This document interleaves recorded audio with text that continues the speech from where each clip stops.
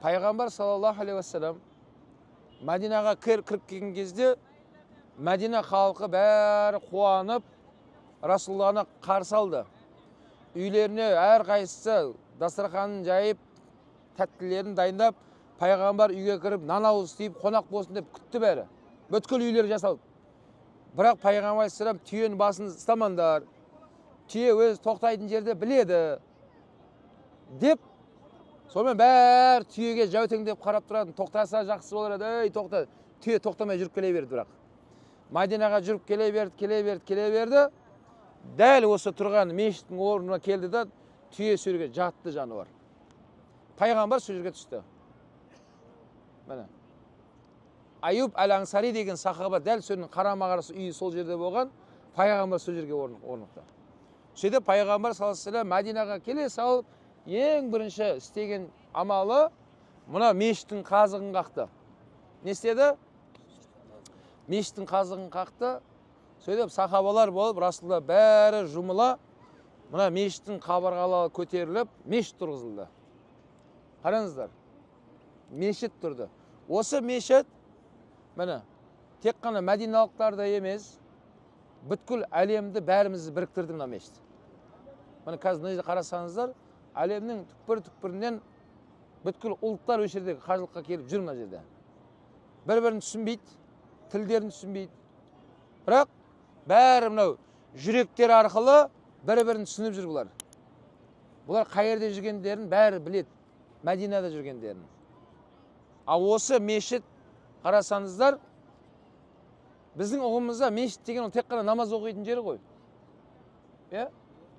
Ал бірақ бұл мешітте намаз оқитын дұрыс, құлшылық қылатын. Бұл мешітте пайғамбарымыздың сахабаларымен кеңесетін осы жерде. Кеңес, ақылдасады. Демек, елде де, мешіттерде қандай да бір ақылдасу, кеңесу бір мәселе болса, негізі мешітке барсақ, ол жақсы ой келеді де бізге. Өйткені мешіттің ішінде шайтан болмайды. Мешіттің сыртында қандай ой келеді білмеймізға, шайтан бір ой салады да енді. Бәріміз ойланып, былай істейік деп жатсақ, шайтан бәрі ойымызды бұзып жіберуі мүмкін. Ал мешіттің ішінде маңызды ақылдасатын мәселе, мешіттің ішінде ақылдассақ, мешіттің ішінде не болмайды? Жақсы жағына, қайырлы жағына иншалла ол шешімденеді.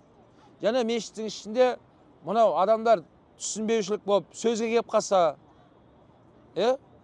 осы мешітке келіп, сол жерде дау-дамай шешілетін осы жерде.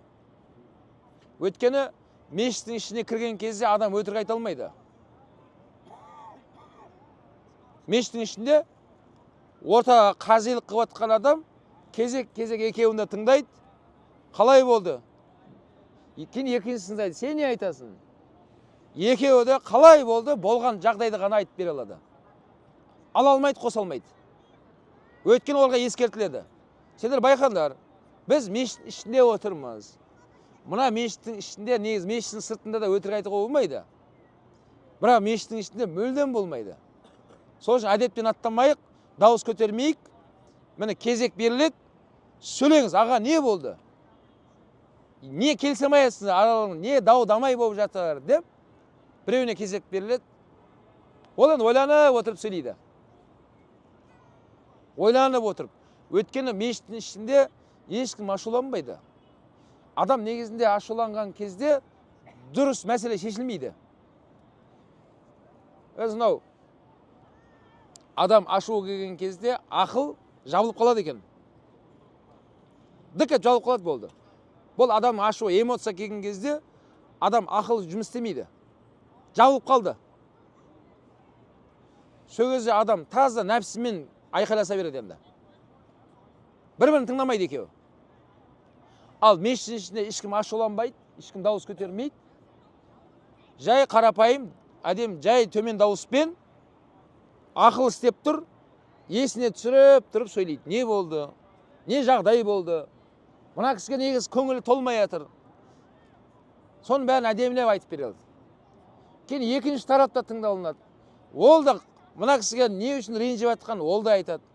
Сөйтіп екеуіне ортақ мәселеге түсіндіріп, екен табыстырып татуластыратын орынның бірі осы мешіт еді. Міне мешіт. Бұл мешітте сырттан бір қонақтар келсе, басқа бір мемлекеттен қонақтар, елшілер келеді ғой басқа мемлекеттен. Осы мешітте күтіп алатын. Осы жерде қарсы алатын. Бұл мешіттерде мынау отауласам деген, некелесетін деген жастар қиылатын.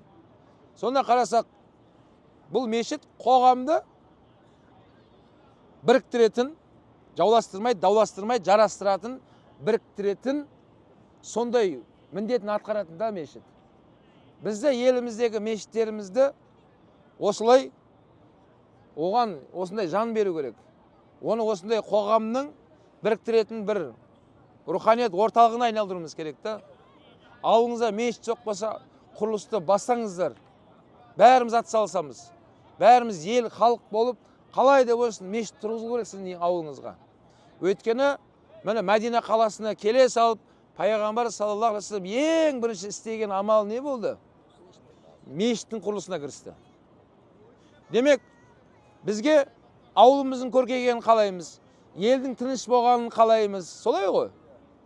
Демек, ауылымызды тыныштандыратын, гүлдендіретін ол Аллаға азан айтылып тұрған мешіт қана екен. Аллаху акбар деп азан бұлай жаңғырған кезде шайтан ібліс ол естілмейтін жаға жын қашады ол. Ол үшін өте ауыр сөздер айтылып жатыр мына жерлерде. Сөйтеді, бұл мешіт ауылдағы балалардың бәрін жинап алып, Құранның әліппесінен сабақ басталады. Ауылдық мешіттерде, дұрыс па? Әлиф, бә, тә, сә деп, солай үйрендік қой бәріміз ауылдағы мешіттен.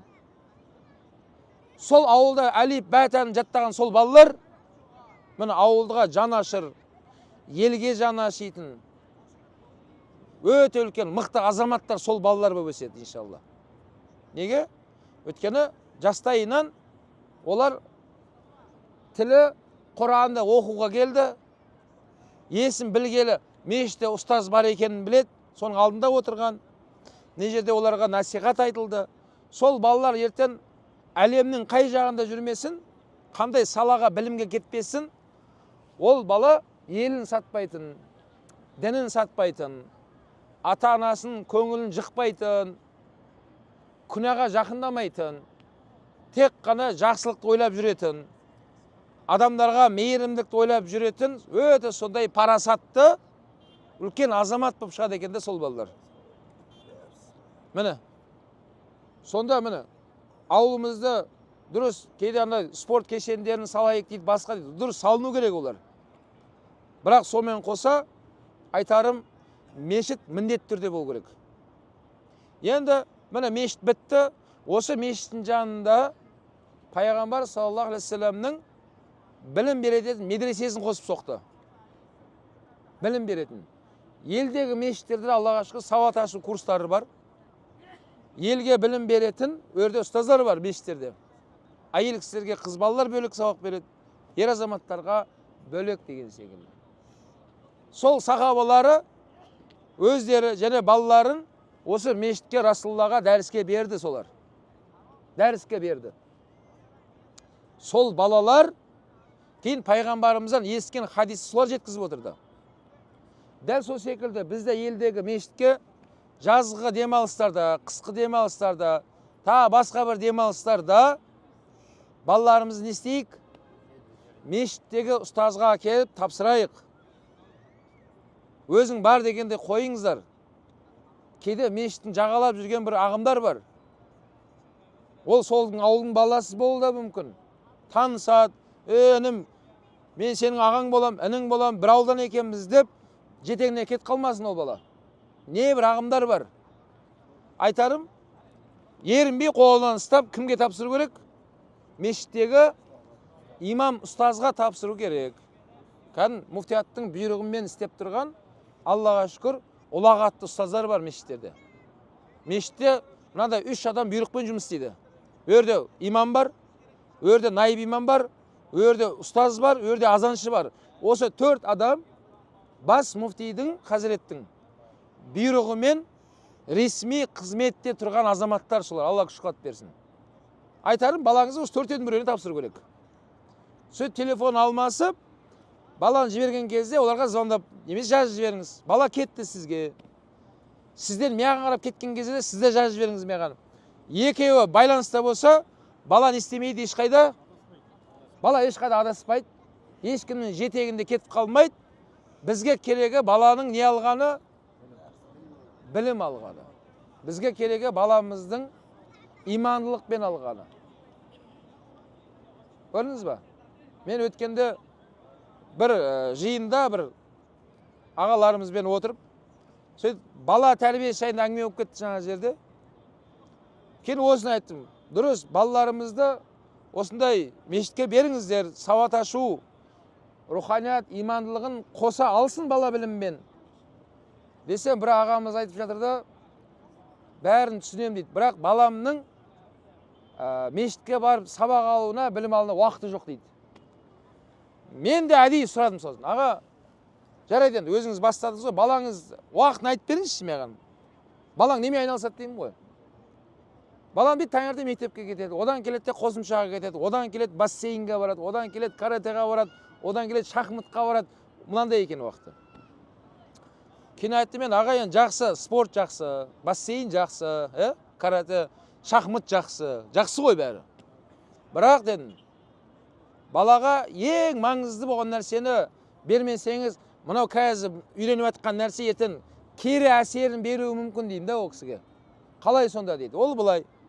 Мысалға деймін, үлкен бір қазанды алдыңызда, жаңадан сойылған марқаның еті, сарымсақ бәрі әдемі.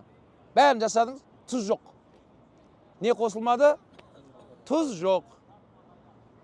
Жей аласыз ба деймін ғой тамақты. Или қонақ қып шақырып, қонағыңызға бере аласыз ба? Жоқ дейді. Дәл сол секілді балаңызда бәрі жақсы бар екен.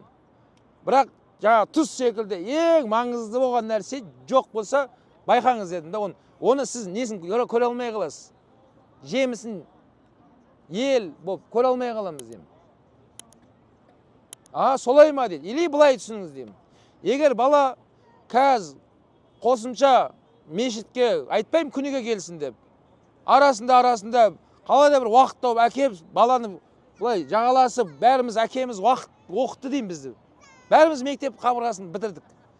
Бірақ сонымен параллельно бізді жіберетін әкеміз. Сабағыңа барып кел, ұстазыңа дәрісін табыспа деп, ол кісі қадағалап отыратын. Сонда балаңызды қазір солай істемесеңіз деймін.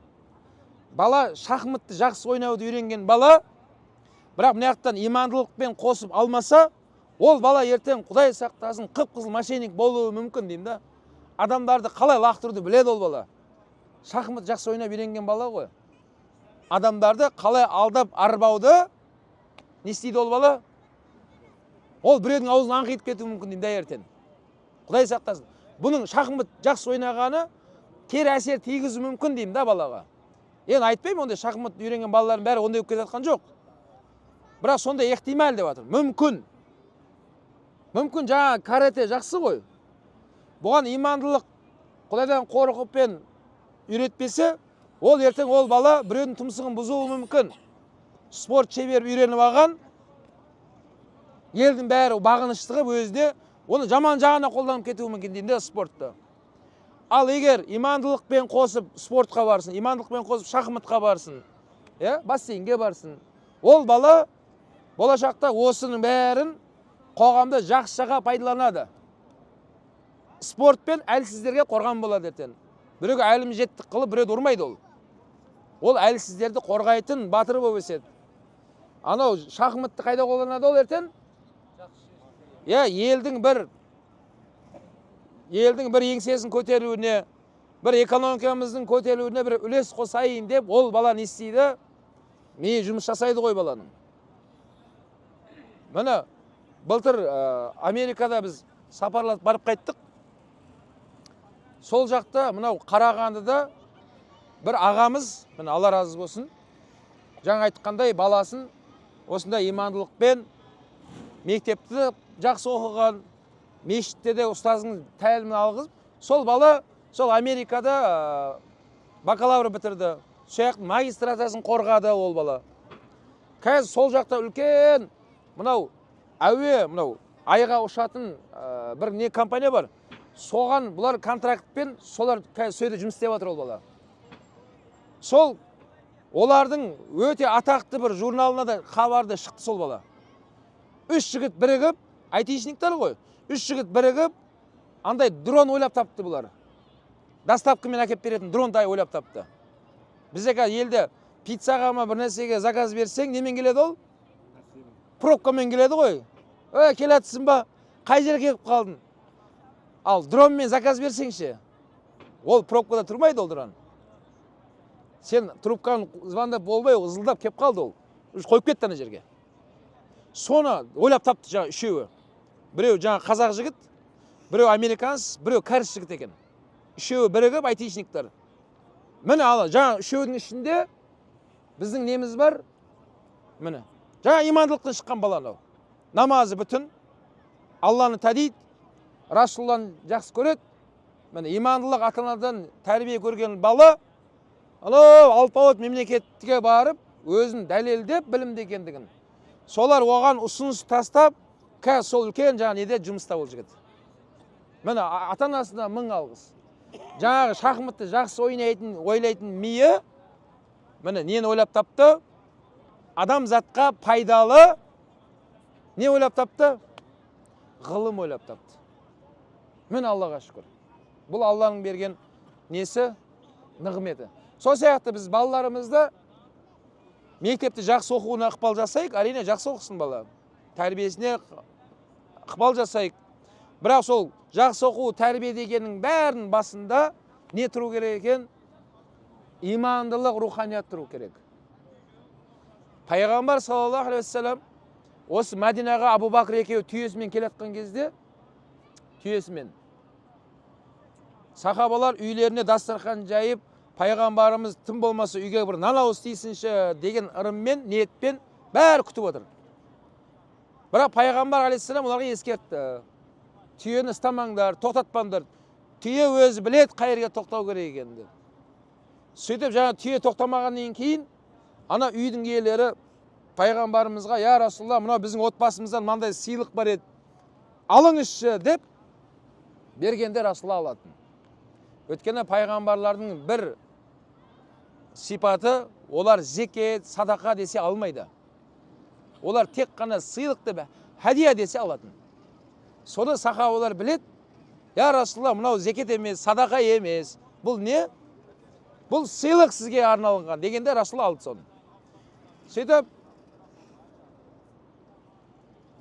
Умму Кулайм деген бір әйел кісі өзі не болған? Жесір болған. Жесір деп тұрғанымыз шариғат тіліндегі күйеуі қайтыс болған кісі.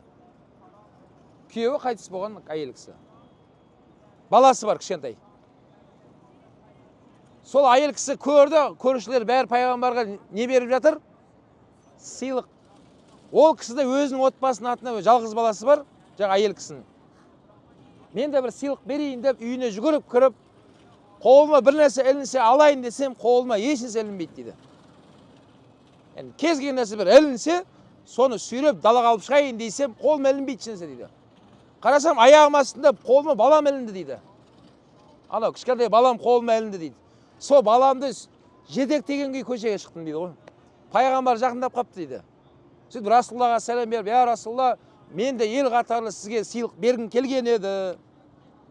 Бірақ мына баладан басқа түк жоқ менде. Я Расулалла, осы баланы мен сізге бердім, қабыл алыңызшы деді. Яғни қабыл алыңызшы дегені тәрбиеңізде болсыншы сіздің осы бала, сіздің жаныңызда жүрсінші деген сөз. Пайғамбар баланың басын сипап, ай бәрекелді жақсы бала деп, Расулалла оны өзінің несіне алды. Пайғамбар қайда барса артында ана мінгестіріп алып түйесіне. Сол кішкентай баланы ертіп жүретін. Ол баланың есімі кім? Анас ибн Мәлік деген жігіт. Кішкентай бала болған. Расулалланың соңғы өмірінің 10 жылында жанында бірге жүрген бала сол бала болған. Қазіргі күнге дейін міне пайғамбар саллаллаху алейхи вассаламнан мыңдаған хадистер жеткен болса пайғамбарымыздан. Соның ішінде көпшілігінің бірі сол Анас ибн Мәлік деген сахаба жеткізіп кетті. Жаңа бала жеткізіп кетті сол хадистерді. Неге? Пайғамбардың жанында жүргендіктен. Енді ғұламаларымыз айтады, сол замандағы, сол Мәдинадағы көп адамдардың істемеген сол бір әйел адам істеп кетті дейді. Ол бәрінен озып кетті және дейді. Олар пайғамбарға не берген еді? Сыйлық заттай берді ғой. Жаңағы әйел кісі пайғамбарға не берді? Баласын берді. Яғни оқытып беріңіз баламды, білім алсын сізден деген берді. Сонда ертелі кеш Расулла өмірден өтті. Жаңа сыйлық бергендер де өтті. Бірақ пайғамбардың атында, анау әйел кісінің атында кім қалды? Жаңа бала қалды. Сол бала мына жақтағы пайғамбарымызға үзеңдес болған Абу Бакыр, Омар сияқты үлкен сахабалардың өзі кейде бір мәселені шеше алмай тұрғанда, сол Анас ибн Мәлик шешетін сол мәселені. Неге? Пайғамбардың жанында көп жүрген ол жігіт. Содан сұрайтын, жас болса да, сен айтшы, пайғамбар не істейтін еді осындай жағдай деген кезде, сол бала айтатын соны. Мен пайғамбардың жанында жүрген кезде мынандай жағдай болған еді, сөзі пайғамбар былай жауап берген еді, немесе былай деп сол бала айтатын. Сол риуаяттар жетті да бізге, Аллаға шүкір. Міне дәл сол көріністі біздің қазақ даласында да Құнанбай қажы қайталаған соны.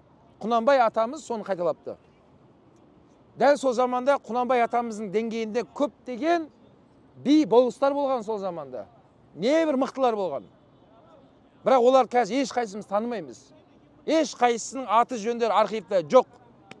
Құнанбай олардан озғаны жаңағы әйел кісі секілді не істеген ол?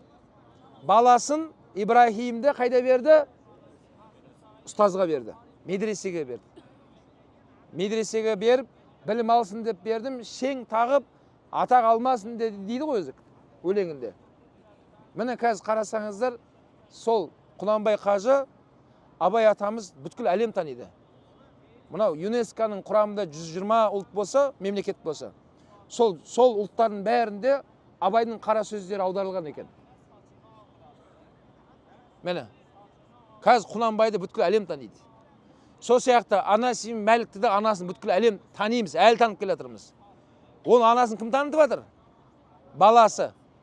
Баласы сондай ғылымға, білімге қызмет етіп кетті. Міне сондай мүмкіншілік, құрметті қажекелер, қазір біздің басымызда тұр, Аллаға шүкір.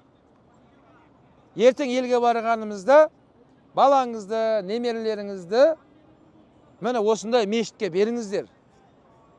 Осы жерден сауатын ашсын, білімін шыңдасын. Сол Құран жаттаған кішкентай жұдырықтай жүрегі баланың, ол ертең естіген кезде ол ең мықты, ең мейірімді, өте жақсы азамат болып шығады. Абай атамыздың тілімен айтқан кезде ол бала халықтың баласы болып өседі. Абай атамыз айтады ғой, әкенің баласы болма, халықтың баласы бол дейді Абай атамыз. Әкенің баласы халықтың жауы деген ол кісі айтқан. Сонда ол кісінің айтып тұрғаны, әр қайсымыздың балаларымыз сондай деңгейде өсу керек екен, халықтың баласы өсу керек екен.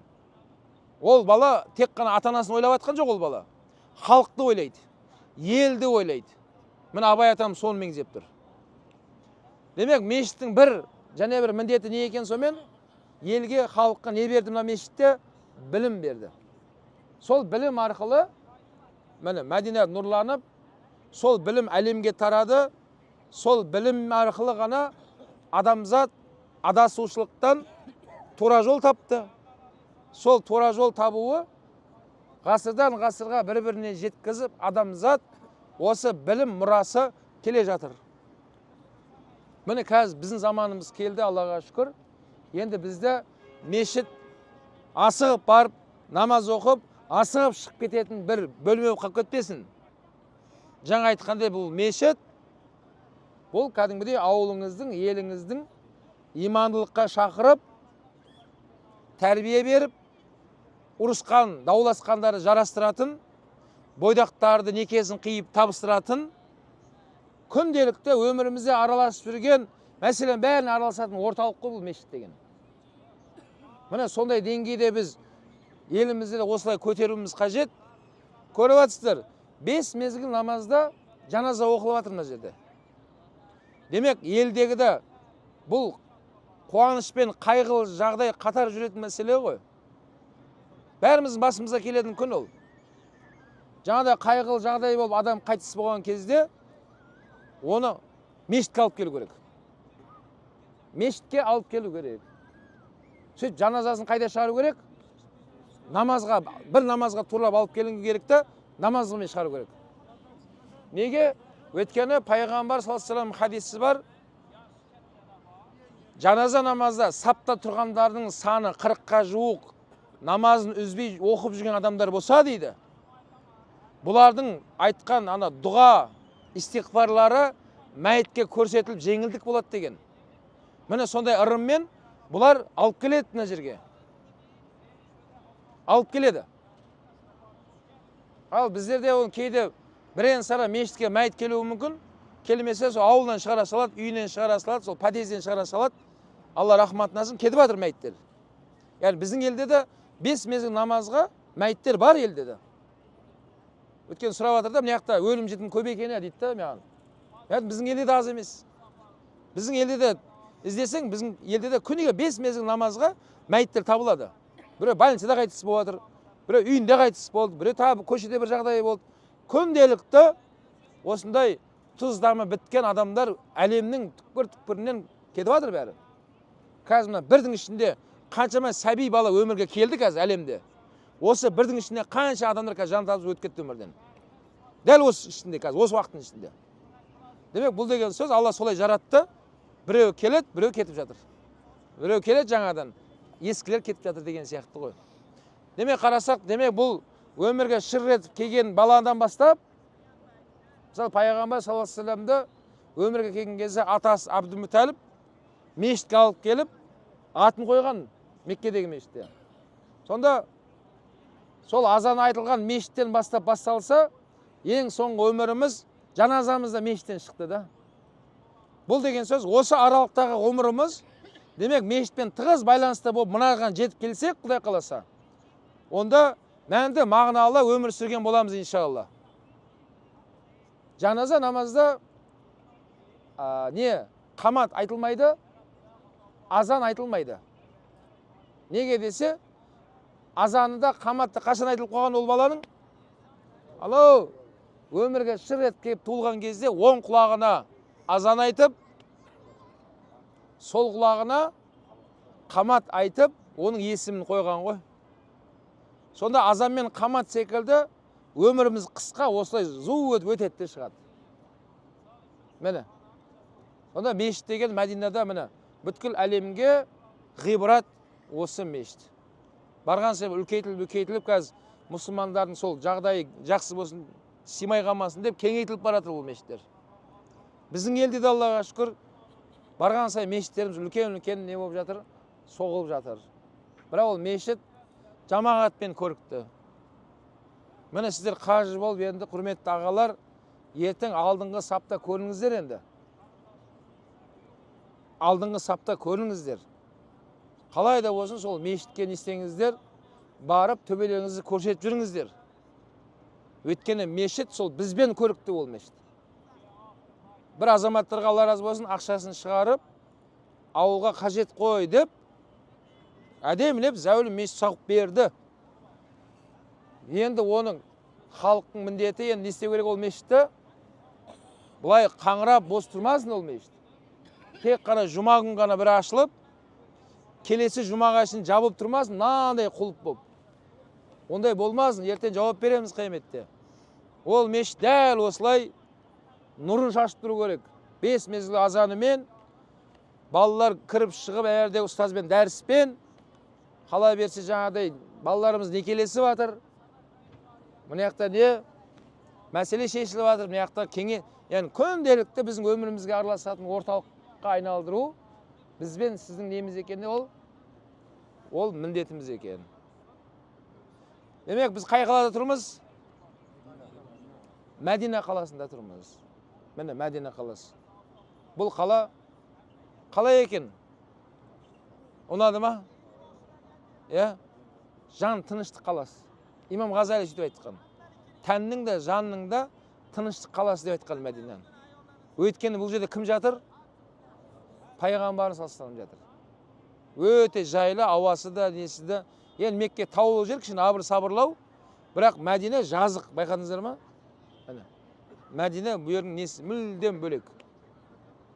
Сол себепті қажылықтан келген кісілер немесе баратқан кезде осы жерге келіп, қазіргі күнде Аллаға шүкір Мәдина қаласы осылай зиярат қылатын осындай қасиетті қала болып тұр. Мәдина қаласы. Бұл жерлерде мұхажирлер деген атақ алған бердің сахабалары, аңсарлар деген. Мұхажирлер деген Меккеден көшіп келгендер, аңсарлар деген соларға көмектесуші деген. Міне мұхажирлер мен аңсарлардан Алла разы болды деген Құранда аят бар. Радиаллаху анхум дейді. Алла оларға разы болды дейді. Не үшін разы болды оларға? Өйткені пайғамбарымыздың дініне көмектесті олар. Пайғамбарымызға жақтасты. Бізден де Алла разы болсын. Демек, сол сахабалардың қайталаған жолын бізде қайталау керек. Сында тұрмыз. Олар Алла разылығына қалай жетті десек, Алланың дініне көмектесіп жетті олар. Алланың несіне? Дініне. Мынау осы Мәдина қаласында бір жетім бала пайғамбарымызға келіп, я Расулла, көршім екі ортада ғана нені бұзып жатыр деді. Забор дейміз ғой. Дәл екенің ортасында бір құрма ағашы бар екен да. Соны мен көршіге айтып жатырмын, мына құрма ағашты қалдыра салшы. Ол мына жаққа да түсіп тұр, мына жаққа да түсіп тұр да енді. Осы құрма ағашыңды қалдырсы десе, ана көршім көнбей жатыр, я Расулла. Жоқ, мен бұны алып тастайым, мына жерге басқа нәрсе салайын деп жатырмын деген секілді көнбей жатыр деді.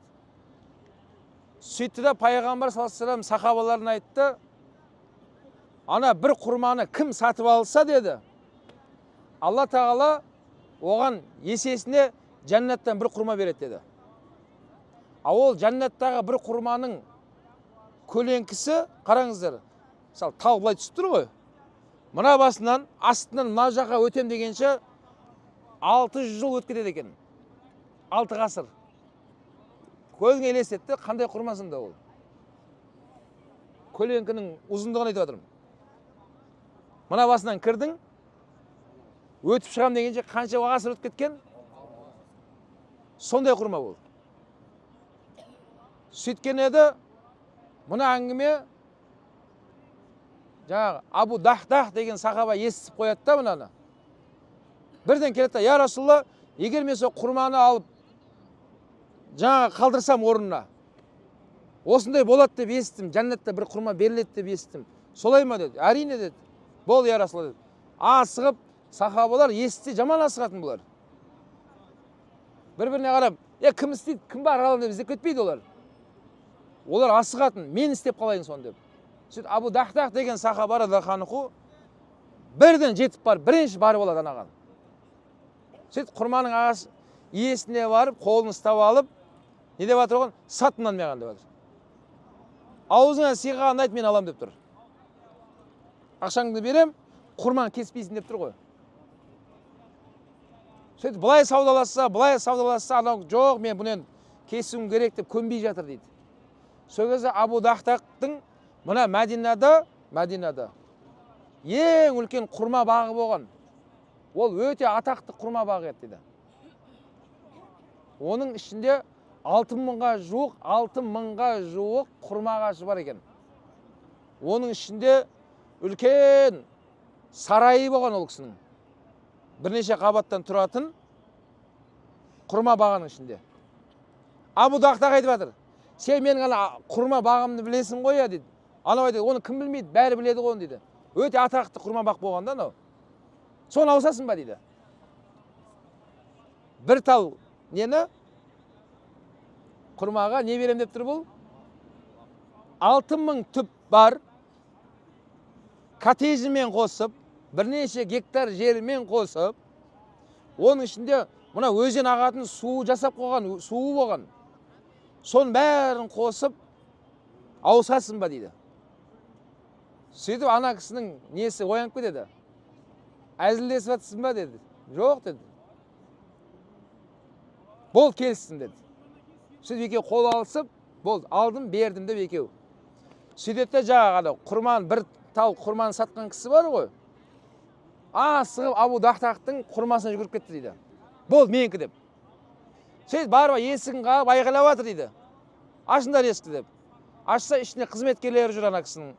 Әйелі бәрі ішінде. Шығыңдар менің құрбамағымды депті. Менікі деген ғой. Сол кезде Абу Дахтақтың әйелі келіп, сатылды ма мынау деген. Я, сатылды деген. Жақсы деген.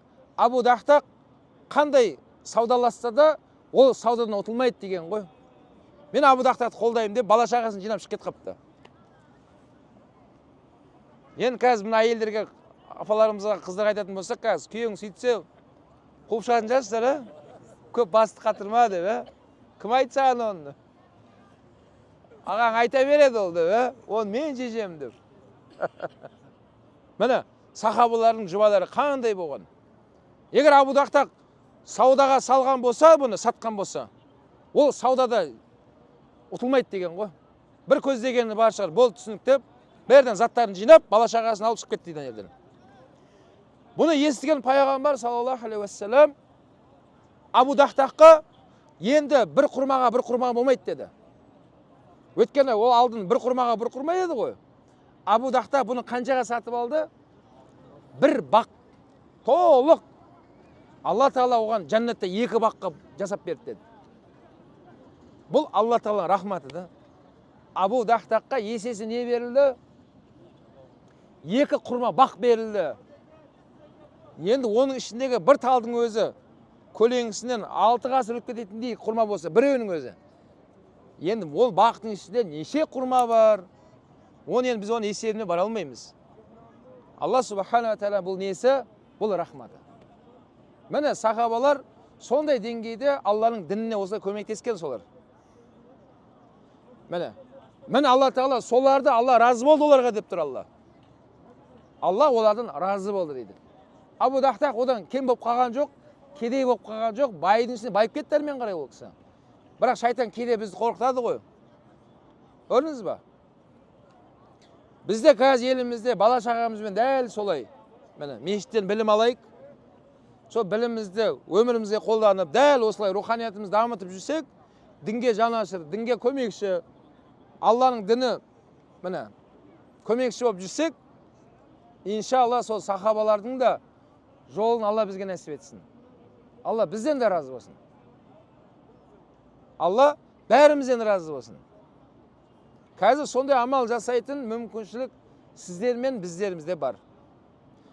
Қазір міне намаз Меккеде парыз болғанымен, бірақ емін еркін намаз осы жерде ғана оқылды. Осы жерден бастап әлемге намаз үйретіле бастады. Елімізде де осы намазға мықты болайық. Құлшылыққа мықты болайық. Бүгін жұма намазда имам жылап тұрып намаз туралы уағыз айтты бүгін. Намаз туралы. Көрдіңіз ба? Өйткені бүткіл құлшылық пайғамбар жерде жүрген кезде уахи болған. Ал намаз пайғамбарымыз 7 көктің үстінде болған кезде уахи болған намаз. Намаз басында күніне неше мәрте 50 мезгіл намаз оқу айтылған еді. Бірақ Муса алейхиссалам пайғамбарымызға Алладан сұраңыз жеңілдік қылсын. Үлгіре алмайды оны. Деп Алладан сұрау арқылы түсіріп жеңілдетіп нешеге түсті?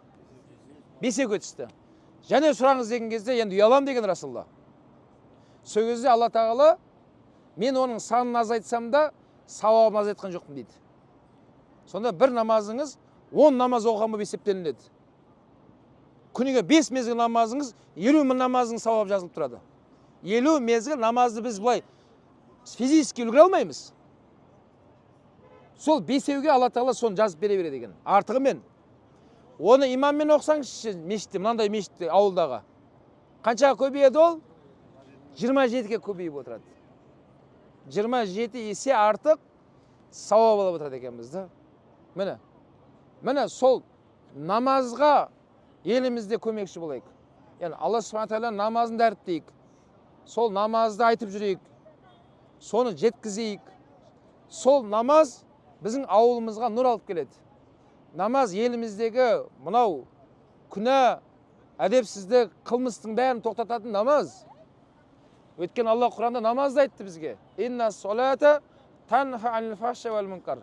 Расында намаз арсыздықтан, күнәдан тияды дейді. Намазбен ғана тоқтата аламыз күнәларды. Қоғамда болып жатқан күнәлар, бір-бірінің хаққылары, не бір опасыздықтардың бәрін емі ол не екен? Ол намаз екен. Намаз оқымасам да, бірақ деген әңгіме ол шайтанның сөзі ол. Намаз оқымай күнә істемейтін адам жоқ, ондай болмайды. Бәріміз қателесіп күнә істеп қоямыз. Бірақ сол намаз, екінші намазға дейін аралықта сол намаз оқып болған кезде сол өшіріліп отырады, қате күнәларымыз кешіріліп отырады екен. Міне осылай, иншалла. Сонда құрметті қажекелер, ертең елге барып, иншалла, Алланың дініне қалай көмектесем десеңіздер, намазыңызды оқып жүріңіз, сіз дінге көмектесіп жатсыз. Алланың дініне қалай көмектесем десе, қыздарымыз орамалына мықты болсын, әйелдеріміз орамалын жабынып жүрсін. Құрандағы аят орамал, жаулықтарыңыз мынау. Міне дінге көмектесіп жатсыз. Тағы қалай көмектесем десеңіз, балаларыңызды мешітке Құран жаттауға қарилыққа беріңіз иншалла. Бала Құран жаттасын, дінге көмектесіп жатсын. Рамазан айы келген кезде ораза ұстайық, ауызашар берейік, ауызашарға барайық, тарауыққа қатысайық, дінге көмектесіп жатсыздар. Яғни Алла Тағаланың бұйрықтарын орындау арқылы, тыйғаннан тыйылу арқылы біліңіздер, Алланың дініне не істеп жатсыздар? Көмектесіп жатқан адам болып есептелінеді екенбіз. Не деген? Сондай сауаптар жазылатын өмірлер басталады екен. Міне сол себепті құрметті қажылар, иншалла, Алла Тағала баршамызға жары болсын.